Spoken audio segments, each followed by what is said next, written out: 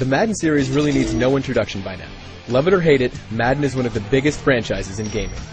Some might say that the series plateaued years ago, and Electronic Arts is just repackaging the same game over and over again. Others claim that this year's Madden NFL 10 is the biggest and most realistic football game to date. So which one is it? Well, get comfortable, it's time to talk Madden.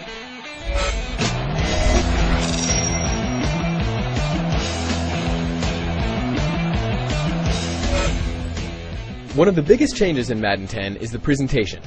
EA's big tagline for the game is that if you see it on Sunday, you'll see it in Madden 10. Thankfully, EA isn't talking about horrible commercials. They've chosen to make the presentation look like a cross between the NFL Network and NBC. Franchise mode even has something called the Extra Point Show, which is basically a weekly recap of what went on in your franchise.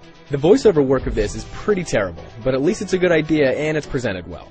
Denver didn't do so hot on their third down plays. Denver earned a 6-point win. There are also a lot of other little touches in the game. There are more scripted scenes like coaches yelling at their players, fans buying overpriced stuff in the stadium, and referees debating with each other.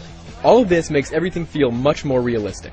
However, because of all this new stuff, a certain amount of glitches have been introduced, mainly in the way of wonky texture behavior. EA needs to work out these kinks, but overall the new features make a notable difference. One thing I did not care for was the commentary. It's very fragmented and is an absolute pain to listen to. The halfback with the carry. Again, they go with the run. In terms of graphics, this is the best looking Madden yet. A lot of detail went into having unique quarterback styles, and overall the animations look awesome. Jukes, throws, and tackles are especially good. You can finally have a 9-man gang tackle. I did see some clipping and a few frame rate hitches, but that's nitpicking an otherwise great looking game. Dive on the run. There are two major gameplay additions in Madden 10. Online Franchise Mode and Online Co-op Mode. Online Franchise is the better of the two, and I'm really glad they put it in. All scheduling, live drafts, and player transactions can be done on your console, on your computer, or even an iPhone app that will be available soon after the game's release. I really hope that the community picks this up. If you can get a bunch of friends to participate, it'll be a great time.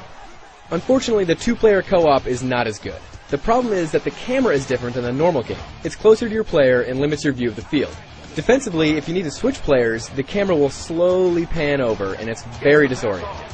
Offensively, it's much better. A quarterback can coordinate very well with his friend playing running back or wide receiver. For example, it's much easier for a wide receiver to carve his own path and go for an easy catch.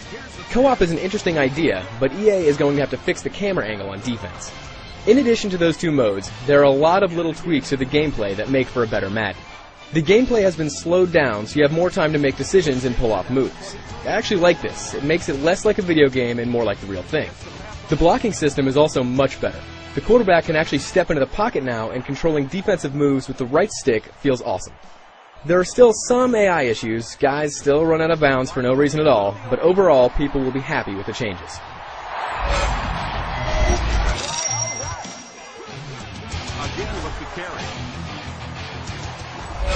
Madden 10 is the best looking and most realistic Madden yet. Don't be fooled though, this is still Madden. You're not going to get a radically new type of game. Also, some of the new features like online co-op need more work, but they're still good ideas. This may not be the definitive Madden experience quite yet, but EA is definitely headed in the right direction. For the full written review, log on to IGN.com.